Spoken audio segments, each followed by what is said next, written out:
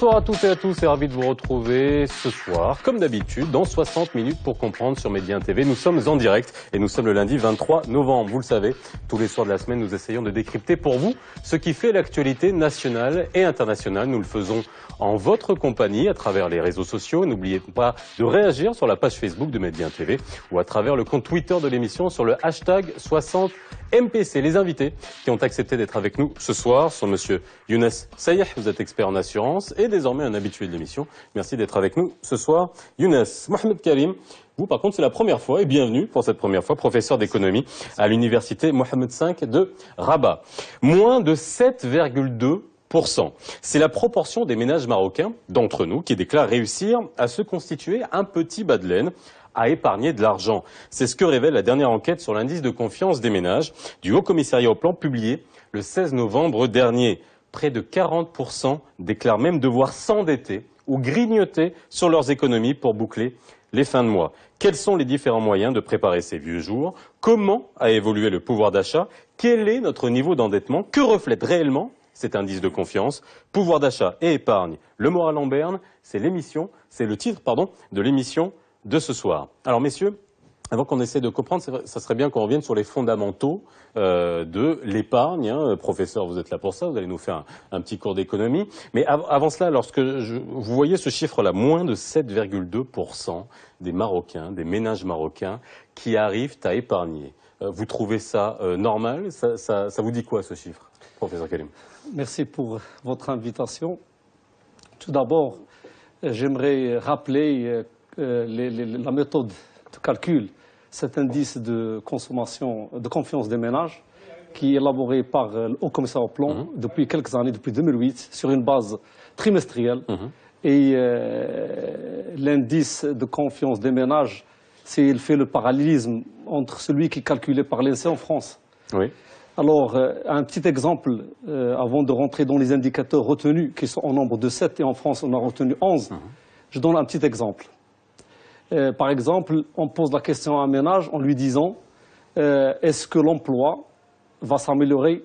Est-ce que le nombre de chômeurs va augmenter les prochains mois à venir? Alors ça, on est dans la perception. On avait fait une émission sur les chiffres du chômage il y a quelques jours et on a vu, c'est le même principe. On est en train de poser des questions à des ménages sur un déclaratif sur ce qu'ils pensent sur l'évolution future. Alors, supposons qu'on a sur les 3000 retenus dans l'enquête, on a 1000 qui vont dire que le nombre de chômeurs va baisser.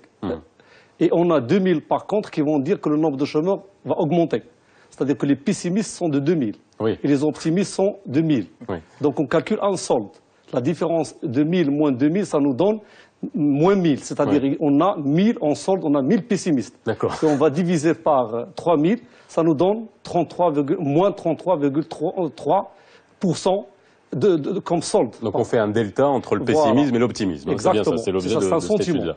Et on va comparer, si je suis en semestre 1 de l'année 2015, je compare avec le semestre 1 de l'année 2014, sur une base annuelle. Aujourd'hui, je suis sur le semestre 3 de l'année 2015, je compare avec le semestre 3 de l'année 2014. Sur une base annuelle, je vais comparer. Supposons qu'aujourd'hui, semestre 3, j'ai trouvé moins 33,3% et l'année dernière, on a plus de pessimistes, moins 40%. Donc aujourd'hui, j'ai plus de pessimistes.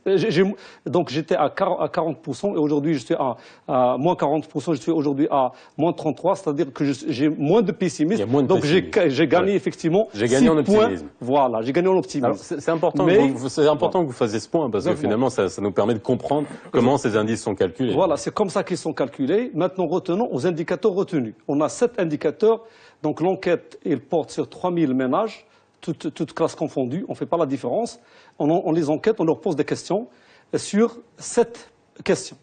La première question sur le niveau de vie passé, et comment ils voient, la deuxième question sur comment ils voient leur niveau de vie dans le futur. Mais alors justement, comment on évalue un niveau de vie? C'est bien qu'on va passer à travers ces 7 indicateurs, mais un niveau de vie, aujourd'hui, est-ce que c'est un niveau de vie qui est évalué, formulé par le HCP? Vous avez donné l'organisme miroir qu'on a en France qui est l'INSEE. Il y a un ensemble d'enquêtes qualitatives et quantitatives qui sont menées tout le long de l'année. Aujourd'hui, le niveau de vie, comment on le calcule? Effectivement, c'est une question pertinente. Alors le niveau de vie ici dans l'enquête, c'est un sentiment qu'on ressent. Ah d'accord. Alors il dépend de plusieurs paramètres qui peuvent être la consommation elle-même, le revenu, l'épargne qui constitue. Et peut-être même parfois le niveau de vie, on peut le mesurer par est-ce que la personne aime ce qu'il fait, aime son travail, est-ce qu'elle a des relations sociétales intéressantes.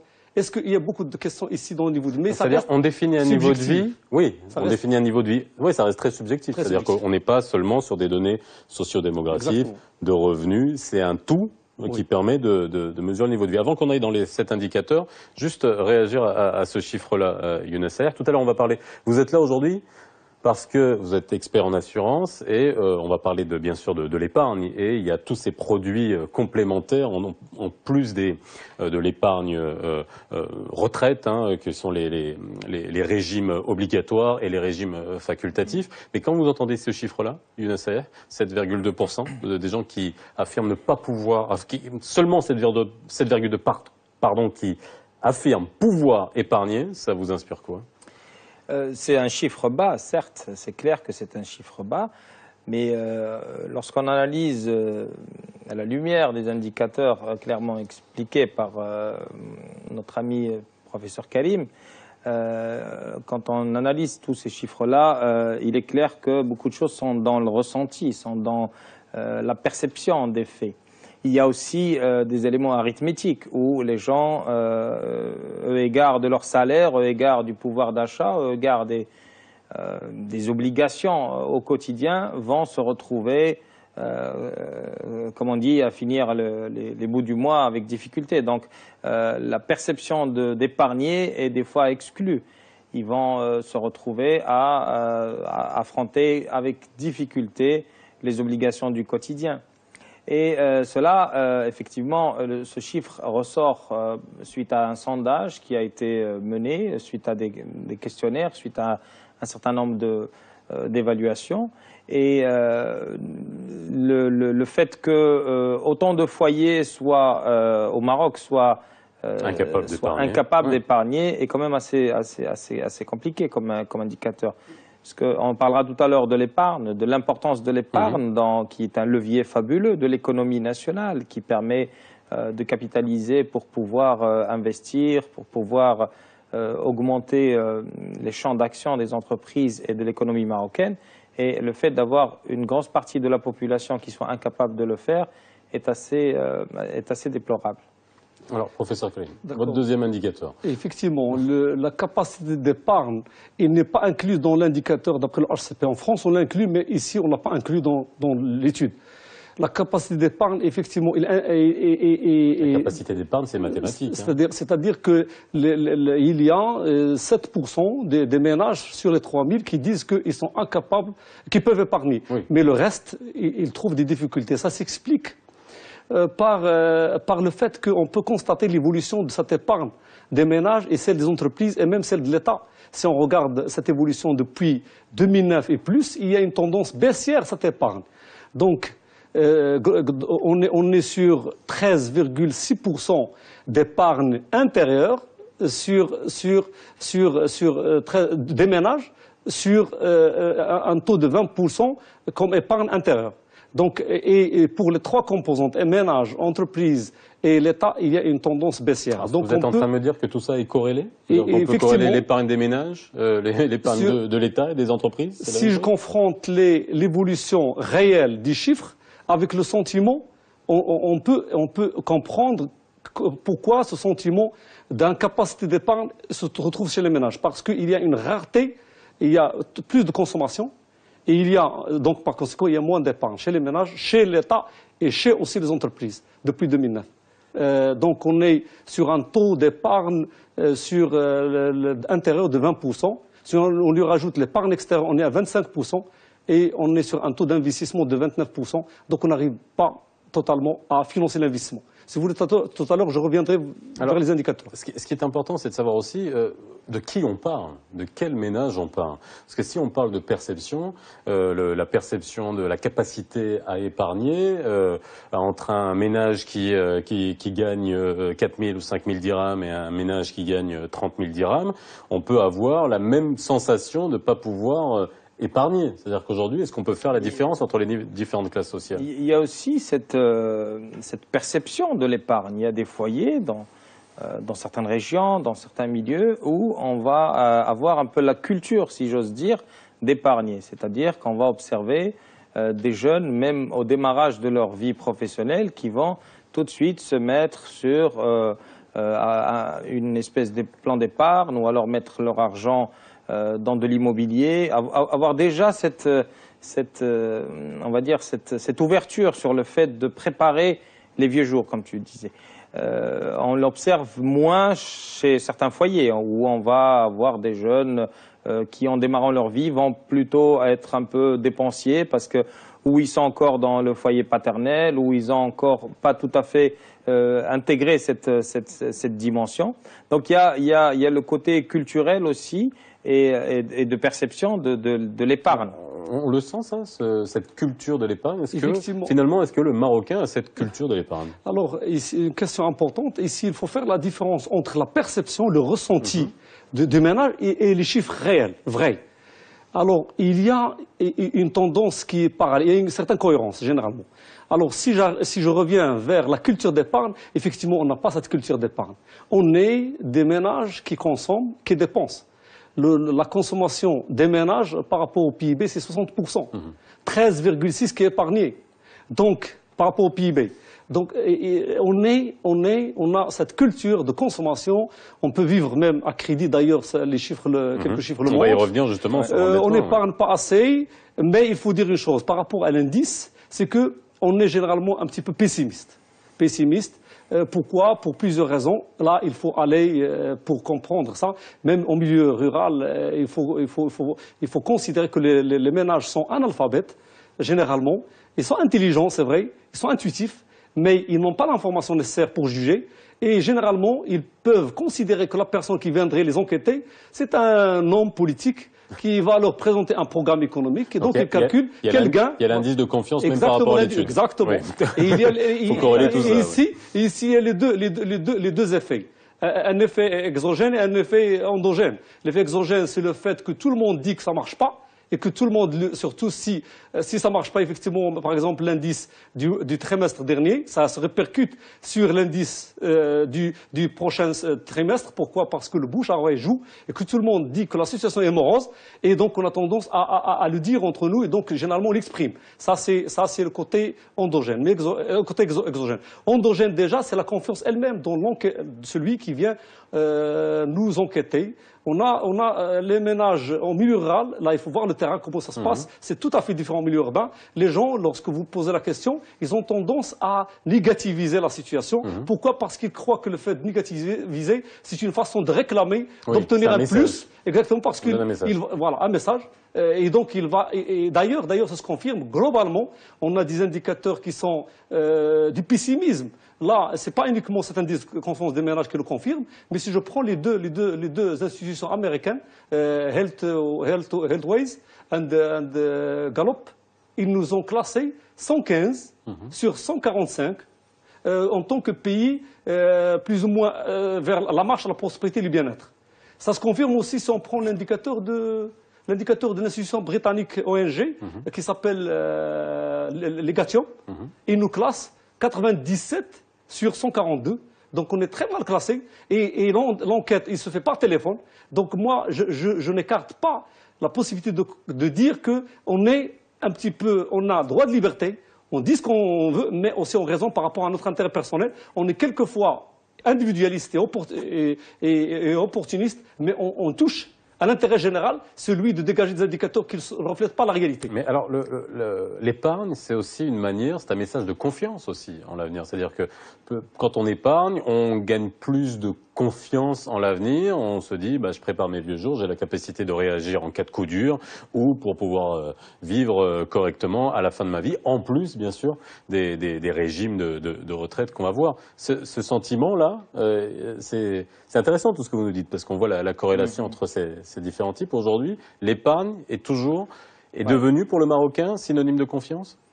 En tous les cas, ce qui ressort de ce que dit notre ami professeur Karim, c'est un peu le côté pas très fiable des sondages, parce que nous savons très bien, surtout dans certains milieux, que toute investigation de récolte d'informations sur l'état entre guillemets, financier des foyers peut être biaisé en termes de réponse parce qu'il y aurait des interprétations. Sur le déclaratif, sur la méthodologie statistique, on est tous d'accord qu'aujourd'hui c'est représentatif. Mais ce que vous êtes en train de dire, c'est au niveau déclaratif. Si ça fonctionne comme ça, par sondage, on va souvent dire oui, ça va pas, etc.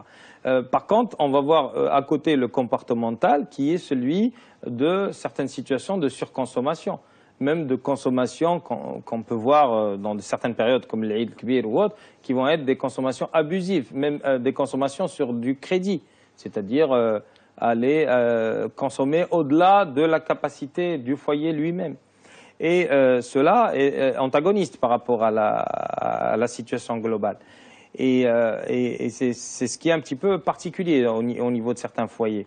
Alors, au niveau du rural, qui dépend beaucoup souvent de la pluie, de la saisonnalité, et où normalement avoir une petite réserve pécuniaire serait la bienvenue, on va avoir un peu le même comportement et une forme de fatalisme de se dire on n'a rien, mais on attend que ça s'arrange, et voilà.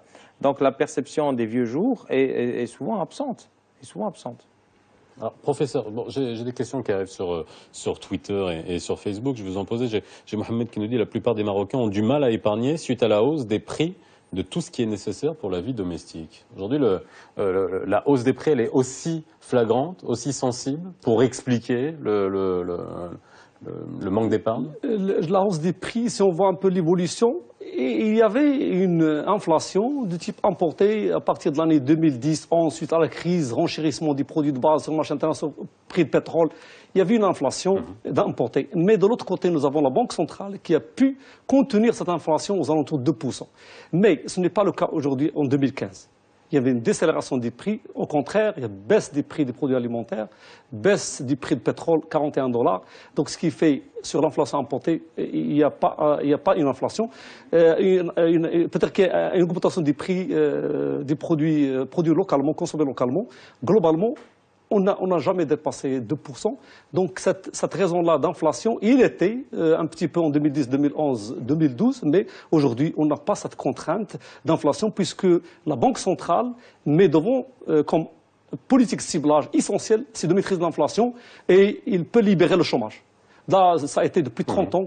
Politique ciblage d'inflation, effectivement pour cette raison-là, et je crois que c'est une décision plus ou moins sage, sachant que parfois on demande à la Banque centrale de relâcher pour des raisons de favoriser l'activité, mais quoi qu'il en soit, on est sur le bon chemin, ça se gère. Je reviens juste à la culture. Est-ce qu'aujourd'hui on a une différence, on va dire significative, entre urbain et rural? Vous parlez du rural, si on revient à nos expériences des parents, etc., qui avaient tout le temps ce réflexe de mettre, à Ouldi, met un peu d'argent de côté. Est-ce qu'il y a un basculement générationnel sur la manière d'apprécier l'épargne? Exact. Alors, on avait espéré avoir parmi nous peut-être un sociologue. Là, c'est important, il y a un déficit d'études sociologiques qui peuvent intéresser même à l'économique. Effectivement, ce changement-là de culture générationnelle, ça a changé. Généralement, ça se voit qu'on a tendance à dépenser, et dépenser peut-être au détriment de nos moyens. Et du fait qu'il y a aussi cette facilité-là de crédit qui sont accordés avec l'abaissement du taux. Globalement, on est passé d'un taux moyen de 10% aujourd'hui à quelque chose comme 5% en moyenne. Mais je vais un peu prêcher pour ma paroisse. Oui. On va parler d'assurance. Parler d'assurance. Le fait qu'il y ait, et c'est pas anodin, le fait qu'il y ait aujourd'hui un certain nombre de produits d'assurance qui va vous apporter une sécurité en cas de maladie par rapport aux assurances maladie, une sécurité par rapport à une perte de richesse, à une détérioration de biens. Ces produits n'étaient pas aussi fréquents il y a un certain nombre d'années, et les gens, quand ils épargnaient, quand ils mettaient de l'argent de côté, c'était toujours en prévision des vieux jours, mais aussi en prévision des mauvais jours, c'est-à-dire les aléas, avoir un souci quelconque et se dire j'ai quand même réfléchi à avoir tant et tant d'argent de côté pour pouvoir rebondir. Aujourd'hui, le fait de pouvoir payer des primes d'assurance qui vont réagir pour vous et vous transférer les risques sur tel ou tel produit et pouvoir avoir ces garanties-là, c'est une sécurité. C'est une sécurité qui permet aux gens de se dire, si moi je paye mes primes d'assurance, je place un petit peu d'épargne, je vais continuer dans la vie avec une certaine sérénité parce que je me mets, ou je me mettrai, je le mets au conditionnel, à l'abri d'un certain nombre d'aléas et d'une certaine forme de dégradation de la vie. Alors, on va revenir à l'assurance, et encore une fois, parce que la culture est importante, hein, c'est vrai, la notion de prévoyance. Il y a une espèce de transfert de perception, c'est ça. Mais est-ce que, encore une fois, dans le déclaratif, est-ce que les gens sont sincères ? Je m'explique. On a eu l'expérience du rapatriement des avoirs à l'étranger. Je vois Younes, ça y est, à sourire. Lors des opérations de rapatriement des avoirs à l'étranger, beaucoup de gens on disait ne pas avoir d'argent à l'étranger. Puis jusqu'au dernier moment, l'argent a commencé à rentrer. Est-ce que dans la culture aussi du Marocain qui se fait interroger sur son patrimoine, sur ce qu'il a de côté, est-ce qu'il a un complexe à dire « Ah, j'ai de l'argent de côté », il préfère dire « Non, non, j'en ai pas ». Exact. C'est une très bonne remarque. Effectivement, nous, je crois que ça, c'est mon opinion personnelle. Lorsque vous posez la question à un Marocain, c'est quoi son salaire, il ne va jamais vous répondre. Est-ce qu'il est bien, même s'il est bien, même s'il est à l'aise, il ne va jamais vous dire oui. Il y a une certaine méfiance qui est dans nos comportements. Donc la méfiance dans tout, ça s'explique là, vraiment, il y a beaucoup de facteurs qui permettent déjà de ne pas être trop sincère. On est sincère, mais à un niveau. On n'est pas trop sincère. Donc, effectivement, quand vous avez dit que le rapatriement, au début, il disait qu'on n'a rien, mais petit à petit, et là, vraiment, on arrive à un point très fondamental, c'est que la confiance elle-même, qui n'a pas fait l'objet des travaux d'économistes depuis les années 30, aujourd'hui, avec Amartya Sen, il a intégré la confiance comme un déterminant très important en matière de capital immatériel. La confiance, lorsqu'elle s'établit, c'est l'activité économique qui est relancée. Donc, je crois que effectivement, le mot-clé confiance, il faudrait favoriser, travailler la confiance dans la société. La travailler, et ça demande toute une politique, je crois. Il faut qu'il y ait de la confiance établie dans l'économie et dans la société. Mais c'est tout à fait ça. Hein. C'est aussi le fait qu'on ait une perception du mauvais œil, de comment on va être perçu, de dissimuler les richesses, de dissimuler même... encore plus grave, le bien-être, hein, comme vous dites. Le fait d'être bien peut attirer, peut-être, dans sa perception, le mauvais œil, peut attirer les impôts, peut attirer les convoitises, peut attirer un certain nombre de choses. Et les gens vont être plus dans... je suis très compatissant avec tous les foyers qui ont des difficultés. Mais on a beaucoup qui vont être dans le plaintif et essayer de plus être si vous voulez, dans la remarque négative pour la retenue, pour ne pas attirer les convoitises. Et ça, c'est au-delà de l'indice de confiance, c'est comment on se perçoit dans la société et comment les gens peuvent se dire il faut que je sois... c'est une expression en marocain, houet houet. J'aimerais appliquer une théorie, la théorie là du jeu. La théorie du jeu, on l'applique sur la confiance. Supposons, ça s'apparente à un dilemme du prisonnier. Nous avons deux individus, A qui fait confiance en B, et B qui fait confiance en A. Les deux se font confiance, donc ils gagnent 5-5. Le A ne fait pas confiance en B, le B ne fait pas confiance en A, 0-0. C'est un jeu non coopératif. Mais si A fait confiance en B et B trahit la confiance, B gagne 10, c'est le double de ce que va gagner A et A perd. Donc l'équilibre de B, c'est de ne pas faire confiance et par conséquent, le comportement de A s'ajuste et personne ne fait confiance en personne. Je comprenais rien dans mes cours d'économie, j'aurais dû avoir professeur Kalem pour m'expliquer ce genre de choses. Alors là, pour moi, c'est clair. là, c'est clair. Pour illustrer. Moi, je 5-5. Ah ouais, 5-5. Pour illustrer la confiance. J'ai une question de Anas sur Twitter qui nous dit le plafond du livret d'épargne. Alors bon, c'est vrai, ça nous permet de rentrer dans les différents types d'épargne qui existent au Maroc et celles qui sont le plus usitées. On va parler des assurances vie, des assurances épargne retraite, mais aussi le compte sur carnet. On parle de livret d'épargne, mais c'est le compte sur carnet. Il y a aussi beaucoup d'autres types de placements, les dépôts à terme, etc. Le plafond du livret d'épargne a été relevé, mais pas le plancher du SMIG. Quelles sont les priorités? Alors, est-ce que finalement, on suit de manière macroéconomique, on voit qu'il y a une vraie corrélation entre l'évolution du SMIG et l'évolution du livret d'épargne? en termes de plafond d'épargne? Je crois que dans les années 60 et 70, il y a une culture de faire confiance dans le compte d'épargne national qui est produit par la Poste. Là, aujourd'hui, ce que l'on constate, c'est que les livrets, les comptes d'épargne, ils sont plus préférés que les dépôts à terme de 12 mois. Alors, ce qui arrive, là, je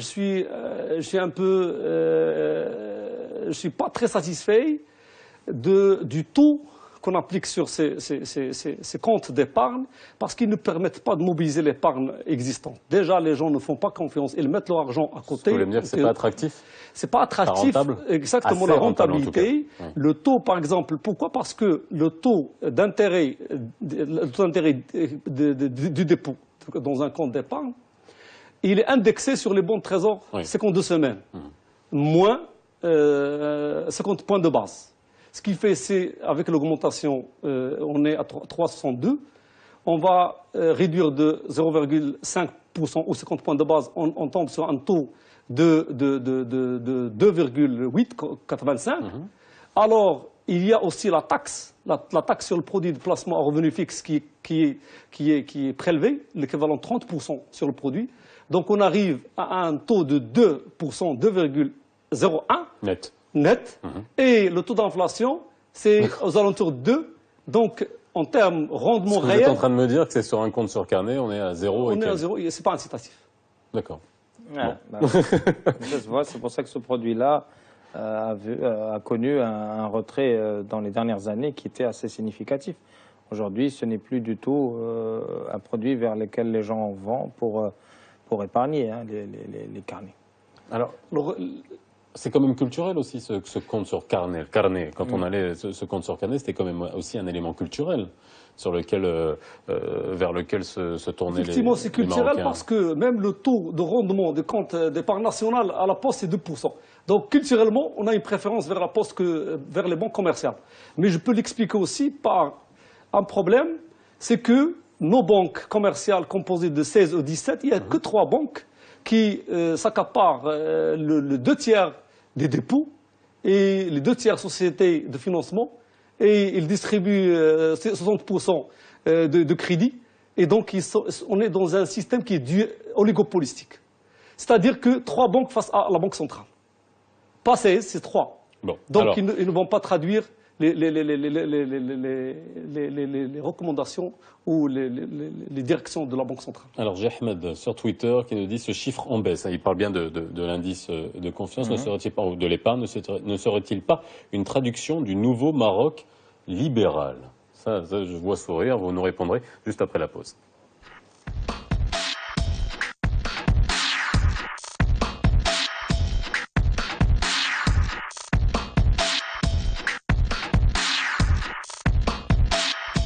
On essaie de comprendre ce qu'il y a derrière les chiffres de cette étude publiée sur le HCP, sur l'indice de confiance des ménages. On a encore des indicateurs que vous devez nous expliquer, professeur Kalem. Après, on verra tous les différents types d'épargne pour les gens qui nous regardent, si vous arrivez à épargner ou pas. Vous arrivez à épargner, vous? Je vous pose la question.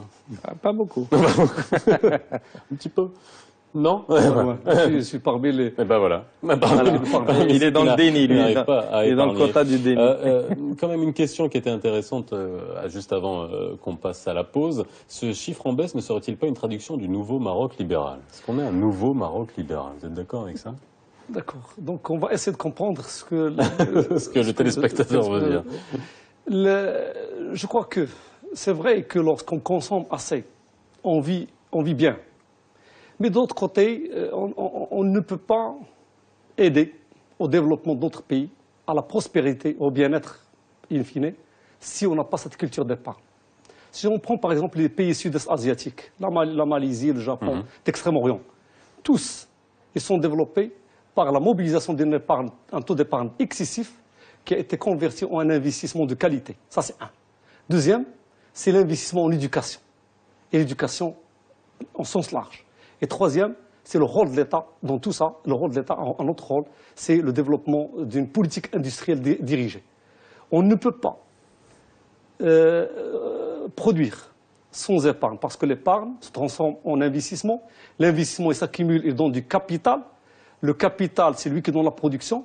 Si on n'a pas d'épargne, on ne peut pas avoir du capital, on ne peut pas produire. Alors, donc pour rattraper, il faut revenir sur votre... Je vais faire appel à votre talent de vulgarisation, parce que vous dites l'épargne, investissement. Pour les gens qui nous regardent, le fait d'épargner, de quelle manière ça se traduit en investissement? C'est-à-dire qu'aujourd'hui, on met de l'argent qui est mis de côté, mais cet argent, il n'est pas mis de côté, il n'est pas en train de dormir.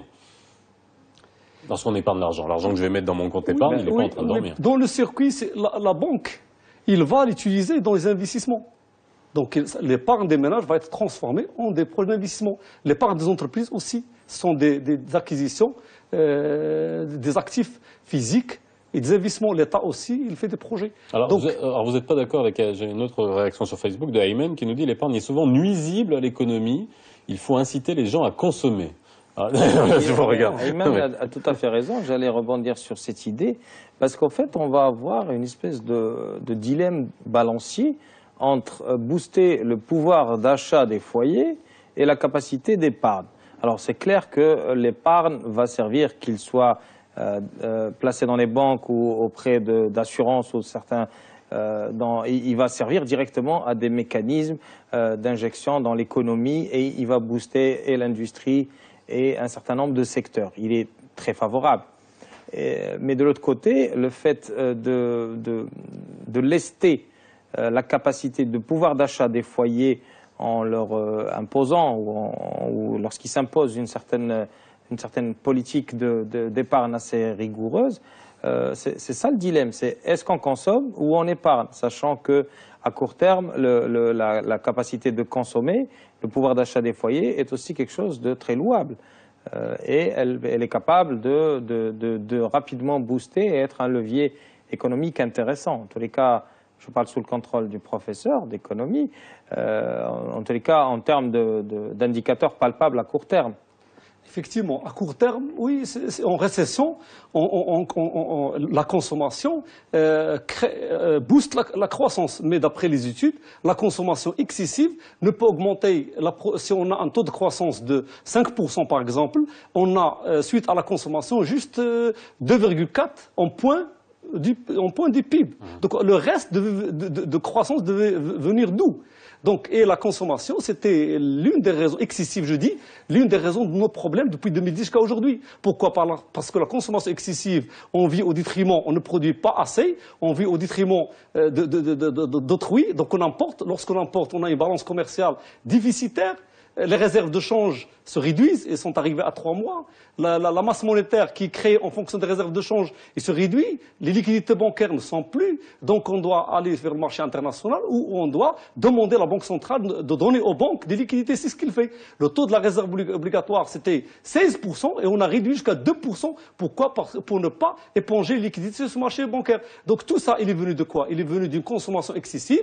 Je ne dis pas que la consommation c'est mauvais, mais on doit assurer une complémentarité entre une consommation qui va booster la croissance en période de récession, comme c'est le cas les 2 dernières années, et une épargne. Là, l'épargne, vraiment, on doit être unanime sur la question. Aujourd'hui, on est dans une consommation excessive. Est-ce qu'on allait? Non, on est aujourd'hui dans une consommation excessive. Exactement. Au niveau des ménages marocains. Il y a un chiffre qui est par rapport au surendettement, parce que qui parle consommation parle aussi crédit. Hein, vous en avez parlé. On a un chiffre de 28% de surendettement. Bon, lorsqu'on parle de crédit, j'en parle souvent à la radio. J'ai l'habitude de dire une phrase qui est finalement le crédit, c'est acheter des choses dont on n'a pas nécessairement besoin en empruntant de l'argent pour plaire à des gens qui ne nous plaisent pas tellement. En gros, c'est la manière avec laquelle on peut définir l'économie de marché. Mais aujourd'hui, 28% de surendettement. Comment on le calcule, ça aussi? On doit passer derrière les indicateurs. Le surendettement, c'est déjà par rapport à des gens qui ont accès au crédit et qui sont bancarisés. Et le surendettement, c'est un ratio, par contre, parce que vous allez avoir la capacité d'endettement qui va être un pourcentage du revenu des foyers, et certaines personnes vont aller à 100, 150, 200%. Vont se retrouver souvent dans du contentieux, vont se retrouver blacklistés, puisqu'il y a, comme vous savez, une liste commune entre les bailleurs de fonds où ils mettent sur une base de données les gens qui ont été incapables d'honorer leur crédit. Et c'est ça, donc c'est un calcul. Alors, comment éviter que les gens qui ont aujourd'hui la facilité d'acheter, parce qu'on va le voir, on va trouver des organismes de crédit à l'intérieur même de grandes surfaces et qui vous donnent avec une certaine facilité la possibilité d'acquérir des biens ménagers ou des biens de confort au quotidien, desquels on n'a peut-être pas tous les jours besoin, mais aujourd'hui c'est aussi le pushing de la société de consommation, de force de suggestion et du marketing derrière qui fait que les gens ont un peu tendance à consommer effectivement et des fois avec de l'argent qu'ils n'ont pas. Mais alors justement, si on compare le 28%, c'est pour ça que je vais vous faire parler du chiffre 28%, est-ce qu'il reflète la réalité? Je compare à d'autres pays, hein. Par exemple, nous on est à 28%, c'est le chiffre qu'on a. L'Afrique du Sud est à 46%, la France à 60%, pardon, l'Espagne à 80%, et les États-Unis au-delà de 120%. Au-delà de 120%. Mais alors, 28%, est-ce que ça reflète la réalité? Je posais la question, est-ce que dans ce chiffre-là, on ne met pas les gens qui ont, on va dire, l'endettement qui n'est pas institutionnalisé, en gros, pas auprès d'un établissement de crédit, pas auprès d'une banque, mais on peut être endetté si on emprunte à son voisin, à sa famille, etc. Alors dans l'endettement, par exemple, si je prends le chiffre qui a été publié par la Banque Al Maghreb dans son rapport 2014, on a 282 milliards de dirhams d'endettement des ménages. Sur le rapport de PIB de 2014, soit 863 milliards de dirhams, on trouvera un peu plus que ça. Mais comme vous avez dit exactement, on a un taux d'endettement faible par rapport à ces pays-là. Mais de l'autre côté, on a un taux d'endettement élevé par rapport à la Turquie, par rapport à la Jordanie et des pays. Donc, globalement, on peut estimer que le taux d'endettement des ménages et les moyens par rapport à des pays développés, il est au milieu. On est au milieu. Bon. Moi, je voudrais juste dire une chose, c'est que vous regardez les chiffres là, vous regardez rien, hein, vous avez tout dans la tête. Moi, je suis obligé de regarder mes fiches hein, pour sortir tous les chiffres. Bravo.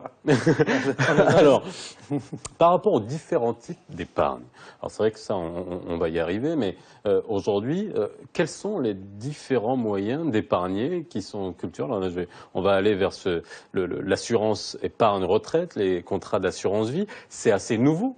Ça, au niveau du Maroc, c'est-à-dire même, on revient à la culture encore une fois, c'est pas si vieux que ça. Je veux dire, la démocratisation de l'assurance vie, de l'assurance épargne retraite, qui a encore de beaux jours devant elle. Oui, alors les produits privés, on va dire, entre guillemets, qui ont vu le jour commercialisés par les compagnies d'assurance, ont eu un très bon succès parce que ce sont des produits qui ont permis d'abord, avant la loi 2015, et j'expliquerai ce qui a changé fiscalement, qui avait permis de pouvoir épargner pratiquement la totalité de son salaire et aussi même de certains revenus exceptionnels. Donc ces produits-là, qui d'abord étaient limités par le fait de devoir rester en situation d'épargne et de capitalisation 8 ans et aussi un minimum d'âge de 50 ans avant de pouvoir liquider, permettait donc d'épargner, de cotiser 100% de son salaire et l'entièreté, comme je viens de dire, de son salaire. Alors ça permettait des avantages à l'entrée quand vous démarriez la cotisation, c'était la déductibilité de la prime. Sur l'IR, voilà, et puis aussi des abattements à la sortie. Donc à la sortie, on avait des abattements quand on récupérait le capital, qui pouvait aller jusqu'à 55%, et 55% quand on prenait la rente viagère, et 40% quand on récupérait le capital, au terme des 8 ans, bien sûr. Et ce qui a changé, au fait, avec dans la loi de finances qui a pris cours cette année, il y a des choses qui ont changé. Voilà. Alors, bon, on va les expliquer rapidement. C'est-à-dire qu'en gros, fiscalement, il y avait une petite niche qui était exploitée par un certain nombre de gens pour déduire quasiment, qui ne payaient pas d'IR parce qu'ils mettaient tout leur salaire, mais ça concernait une petite frange, vraiment un tout petit microcosme. Ça a changé les choses en termes de mobilisation de l'épargne sur ces contrats-là cette année. Quand il y a eu ce changement de loi en 2015, beaucoup de compagnies d'assurance, beaucoup de banques étaient un peu inquiètes par rapport au fait que l'élément incitateur numéro 1, qui était la déductibilité de hier, ne soit plus là, ou ne soit plus comme il l'a été, soit un frein. Ça n'a pas tellement été le cas parce que ce qui a été proposé est encore raisonnable. Ce qui a été proposé après 2015 dans cette loi, c'est le fait de plafonner à 50% la capacité d'épargner, 50% de son salaire. 50% de ses revenus. De ses revenus. Non, 50% de son salaire et 10% de ses revenus si on n'est pas salarié. 50% de son salaire et 10% maximum des revenus exceptionnels. Il faut savoir qu'il y avait des gens qui avaient des primes annuelles, qui avaient des revenus exceptionnels et avant 2015, tout était déductible. Alors, ça n'a pas tellement changé parce que ça a permis quand même de garder cette attractivité pour ces produits-là. Et donc, aujourd'hui, depuis 2015... Pas d'impact négatif. Pas d'impact négatif à ce que je sache. J'aimerais rajouter une chose, c'est qu'on est dans un problème d'économie carrément. Ce n'est pas uniquement des mesures. Là, je vois qu'on n'a pas une politique d'épargne alors qu'on en a besoin peut-être aujourd'hui que jamais. C'est quoi avoir une politique d'épargne? C'est quoi? C'est que la fiscalité encourage? Il n'y a que la fiscalité? Tous les éléments, c'est d'avoir des éléments d'une politique qui est cohérente et qui touche à tous les aspects. Par exemple, le fait qu'on a encore des gens qui thésaurisent leur argent et les laissent chez eux est un problème. Donc il faudrait ramener ces gens. La culture du cash, il y a des gens qui gardent il y a des mesures qui ont été prises et qui étaient catastrophiques. Par exemple, l'ATD, la vie à tiers détenteur, le fait de prélever l'impôt directement auprès d'une banque d'un compte d'un contribuable, ceci a incité, a poussé les gens à retirer leur argent parce qu'ils se sentent... En cas de souci avec le fisc. Exactement. Mais ça a été la vie à tiers détenteur a été supprimée. Heureusement. Alors ça, lorsque je parle de politique d'épargne, pourquoi supprimé, moins utilisé, mais c'est pas supprimé encore, il existe toujours. Alors donc, j'aimerais dire qu'il faut aussi, pourquoi je parle de politique d'épargne, parce qu'on est dans deux situations. Situation, on a un chômage de 10,1% aujourd'hui, et on a une transition démographique dans laquelle on aura dans le futur beaucoup de vieux. Et les vieux, ils vont consommer sur le patrimoine qu'ils ont accumulé. Donc, on aura de la consommation. Il y aurait moins d'épargne. Donc, il faudrait agir sur l'épargne, sur tous ces niveaux. C'est pour cette raison que j'ai évoqué la politique au lieu des mesures comme ça isolées, inscrites dans des lois de finances. D'ailleurs, si je regarde la loi de finances 2011, les 3 produits qui ont été créés, je n'ai pas une réponse sur l'efficacité de ces instruments-là d'épargne, comme le compte d'épargne logement, le compte d'épargne éducation et le compte d'épargne action. Ils sont plafonnés à 300 000, à 400 000 et puis à 600 000 avec une période de versement régulier. Mais nous avons besoin d'une évaluation de ces produits-là. Où on est? Est-ce qu'on a réussi sur ça ou pas? Donc sinon, il faut chercher. C'est pour cette raison que j'ai parlé de politique d'épargne. C'est tout un bloc de mesures qui s'interagissent pour ramener les gens à déposer, et peut-être là, un des moyens, c'est d'augmenter le taux de bancarisation de l'économie qui est encore faible. On est à peu près à un peu plus de 40% de taux de bancarisation. Voilà. Alors j'ai une question et ça me permettra d'enclencher sur une question que je voulais vous poser sur Facebook de Mohsin qui nous dit: pour la problématique de l'épargne, je pense que la non-existence de l'équité fiscale, il parle d'inéquité fiscale, Mohsin, entraîne un niveau très faible du pouvoir d'achat, ce qui engendre que les gens ne se dirigent pas vers l'épargne. Alors, est-ce que, là, ça nous permet de parler de la fiscalité, vous voyez la fiscalité incitative pour les produits d'assurance épargne retraite, mais vous, en tant que professeur, voilà, on voit la boucle. Parler de politique de l'épargne, est-ce qu'il vaut mieux avoir de l'impôt que de l'épargne? C'est-à-dire, quelle est la balance? C'est-à-dire, si on enlève la consommation, à un moment, ça va ramener peut-être en épargne, mais ça ramène moins en termes de taxes, de TVA et de taxes de consommation. Effectivement, les choses doivent être vues dans le contexte global. S'il y a des impôts, c'est qu'on favorise une épargne budgétaire, là. Oui. Et donc, alors... Sur une frange de la population qui paie des impôts. Voilà, ce qui n'est pas le cas. parce qu'il y a une interruption d'épargne de l'État budgétaire. Elle est négative depuis 2010, 2011, 2012, suite au printemps arabe. Il a fallu, au niveau du Maroc, d'amortir le choc, c'est-à-dire de recruter et de subventionner les produits de base. Ceci a ramené à une épargne négative, budgétaire négative, c'est-à-dire que les recettes ordinaires qu'on a n'arrivent même pas à financer les dépenses de consommation. Donc, c'est pour cette raison que j'ai dit que la politique d'épargne, effectivement, c'est quoi? C'est d'avoir les ménages, l'épargne des ménages, de l'État et des entreprises et du reste du monde, c'est-à-dire le sort de la balance courante. Donc, l'essentiel, ce n'est pas est-ce que l'épargne va venir des ménages, mais il faut avoir une épargne assez suffisante pour qu'il puisse être transformé en investissement créateur de richesse et d'emplois. Parce qu'en fait, aujourd'hui, quand on va dire que cette émission, elle se bâtit sur une réflexion de chiffres qui ont été rédigés par le Haut Commissariat au Plan, quelle est la moralité derrière? Quelle est la... C'est ce qu'on est en train d'essayer de comprendre. On essaie de faire parler les chiffres du HCP. Les chiffres, puisque nous sommes censés, grâce à ces études, nous projeter dans le futur et se dire comment, avec si peu d'épargne, nous allons pouvoir affronter des situations dont a parlé le professeur Karim tout à l'heure, d'avoir une pyramide de vieillesse démographique qui va s'aplatir, avoir des gens qui vont vivre plus longtemps et vivre sur des économies qui sont censées avoir été créées et que ce n'est pas forcément le cas, qui vont être limitées en pouvoir d'achat et en train de consommer une épargne qui est censée être là.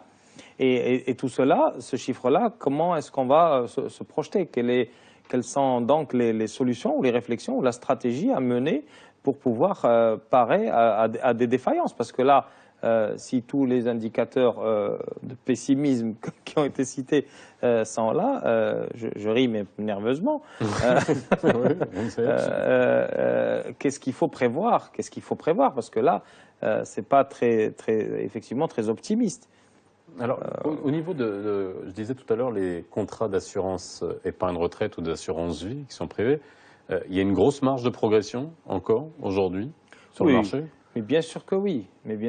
Aujourd'hui, le taux d'assuranceabilité, que ce soit pour ces produits ou dans l'absolu, est encore relativement bas au Maroc. Il y a de la marge pour développer et ces produits, beaucoup de gens restent encore sur les épargnes retraites, sur les régimes classiques. On n'a pas beaucoup de gens, je n'ai pas le chiffre en tête par rapport aux personnes qui s'adressent au secteur privé, mais il y a de la marge pour pouvoir un peu développer ce genre de produits. Et c'est vraiment des produits nécessaires aujourd'hui parce qu'ils vont apporter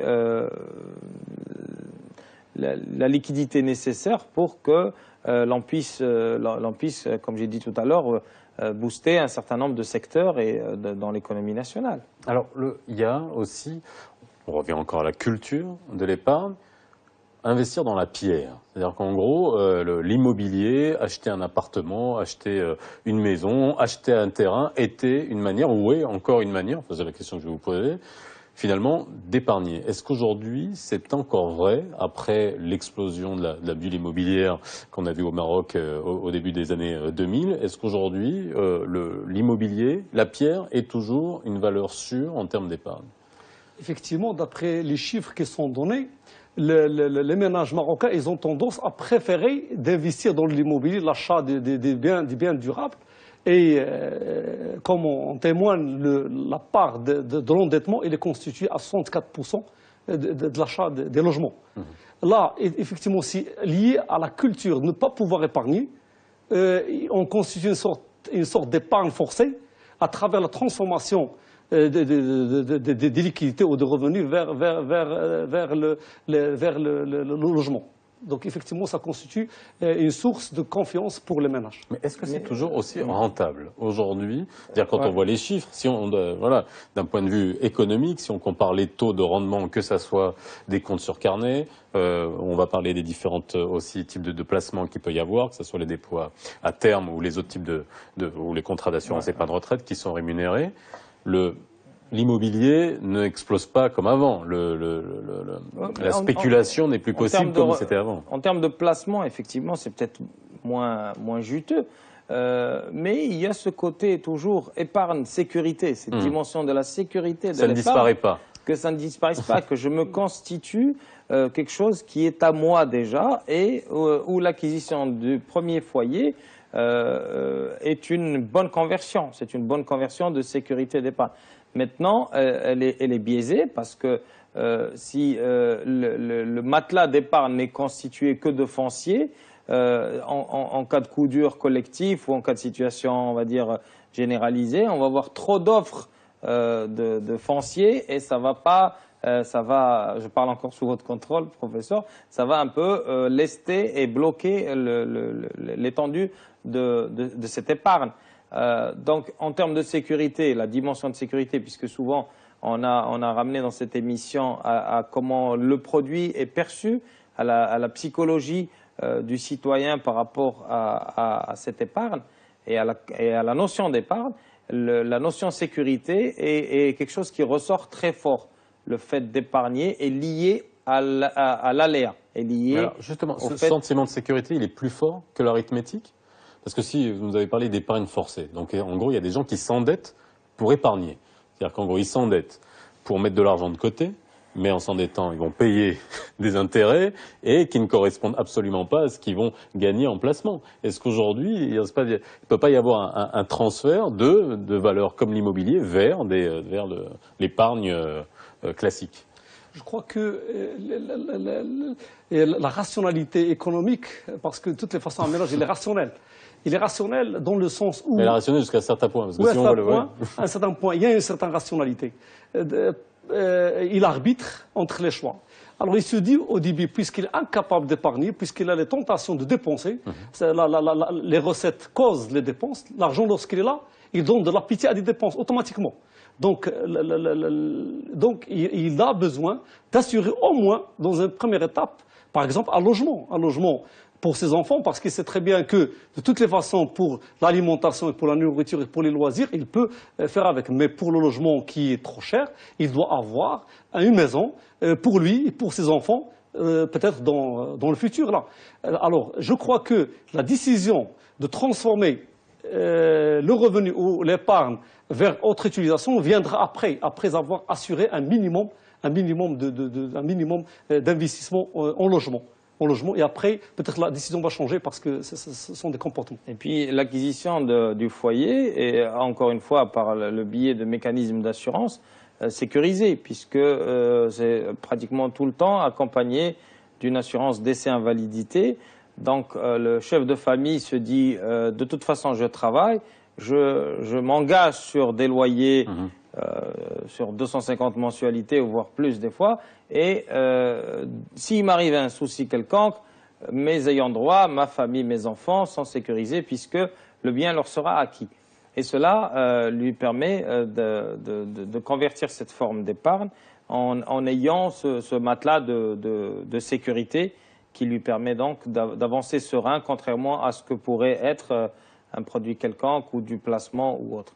C'est peut-être une première étape et on va avoir le phénomène d'aller au-delà de ça dès que ça c'est acquis, dès que le premier foyer est acquis, sous forme d'épargne, on va pouvoir voir des comportements de gens, quand ils ont bien sûr les moyens, de pouvoir aller sur d'autres formes d'épargne diversifiées et de pouvoir aller un peu plus vers le côté aventureux de la chose. Alors j'ai un tweet de Reda qui nous dit en tant que jeune actif, se pose la question de l'âge à partir duquel on peut commencer à épargner et la sensibilité qu'on a par rapport à l'épargne.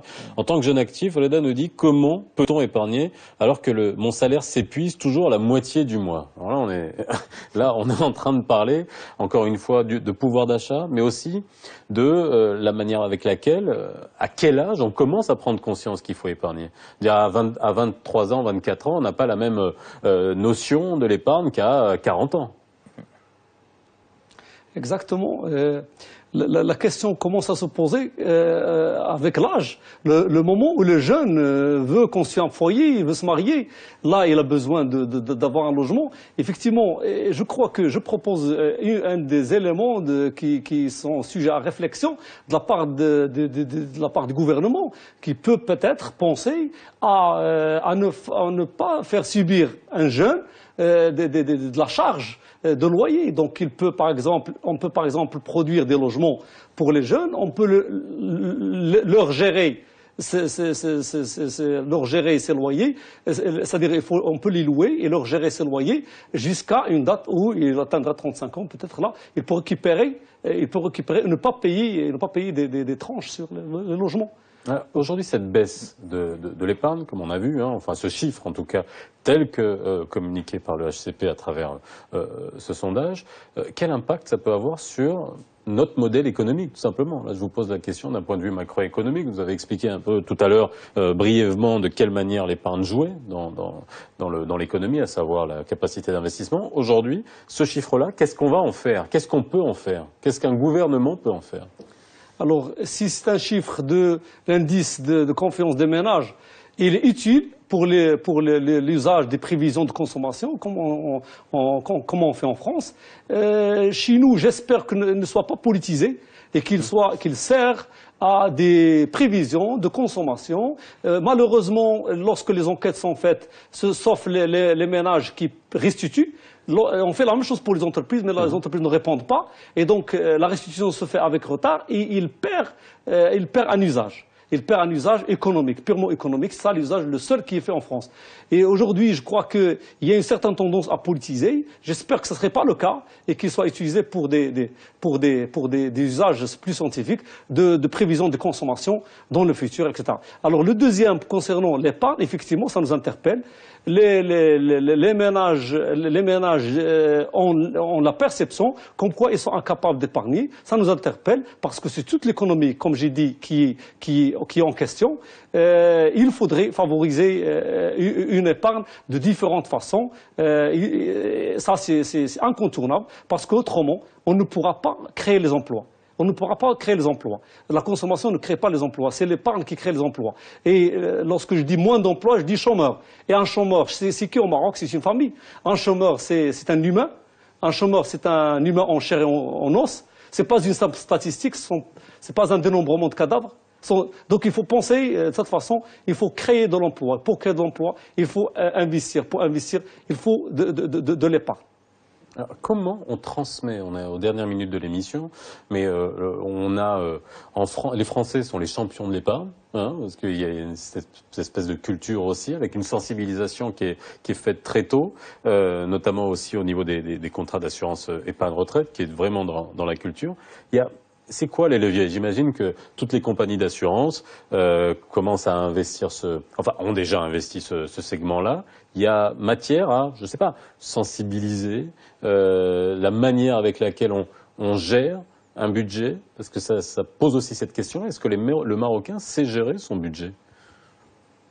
C'est une tendance que je vous demande. On l'a pas là, mais... Ouais.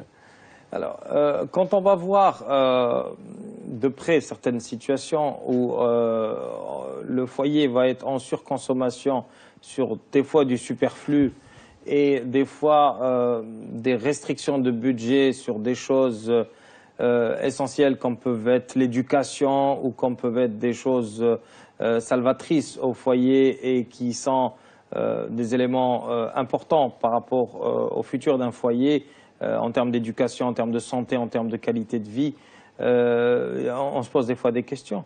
Maintenant, c'est certainement culturel. Le professeur Karim avait raison de dire tout à l'heure qu'on aurait peut-être enrichi ce plateau en ayant un sociologue ou quelqu'un qui va s'intéresser... Vous disiez qu'on manque d'études en la matière. On manque cruellement d'études dans la matière. C'est extrêmement comportemental. C'est certainement comportemental.